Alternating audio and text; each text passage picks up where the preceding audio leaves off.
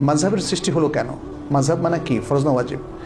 মাযহাবের সৃষ্টি হলো কেন, এটা কিন্তু মানে একটু ধীরস্থিরভাবে ভাবতে হবে আপনাদেরকে।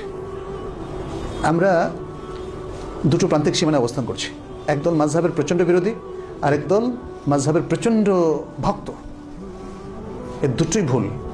মাযহাব কোনো দল নয়, কোনো রাজনৈতিক দল তো অবশ্যই নয়, কোনো অরাজনৈতিক দলও নয়। মাযহাব হচ্ছে আসলে বুদ্ধিবৃত্তিক একটা ওপিনিয়ন, ইজতিহাদ।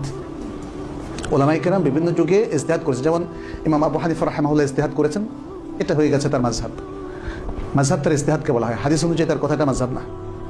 খেয়াল করেন, মাযহাব হচ্ছে তার ইজতিহাদ। ইজতিহাদ করা কি নিষেধ? আল্লাহু আকবার। ইজতিহাদ করা তো নিষেধ না। পরবর্তীতে কিছু লোক ভুল করেছে, তার ভক্তরা ভুল করেছেন, তিনি যাই বলেছেন তার বাইরে যাবে না। এত বড় ইমাম, তার বাইরে আমরা যেতে পারবো না, ওখানেই মিস্টেকটা হয়েছে। অতএব মাযহাবের মিস্টেকটাকে যদি আপনি এইভাবে ধরেন যে কেন ইজতিহাদ করলে ভুল করলো, তাহলে আপনি ভুল করলেন।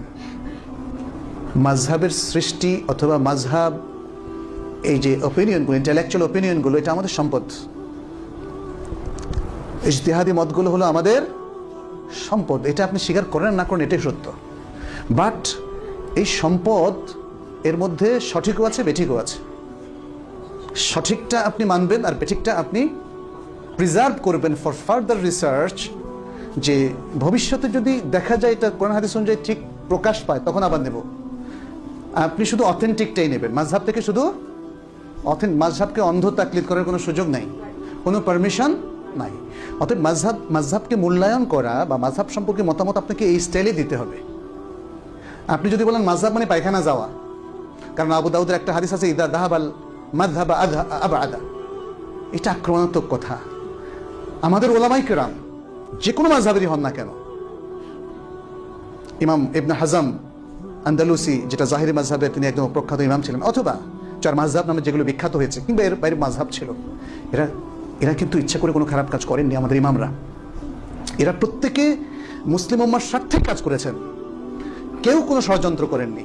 আমি আজ পর্যন্ত পাইনি ইমাম আবু হানিফা ইসলামের বিরুদ্ধে কোনো ষড়যন্ত্র করেছেন, কিন্তু তিনি ভুল থেকে মুক্ত ছিলেন না। ইমাম শাফিঈ ভুল থেকে মুক্ত ছিলেন না, এবং সেটা তার স্বাক্ষর তারা নিজেরাই রেখেছেন। প্রত্যেকেই তাদের আগের মত থেকে ফিরে এসেছেন। এতে বোঝা যায় তারা অনেক উদার ছিলেন।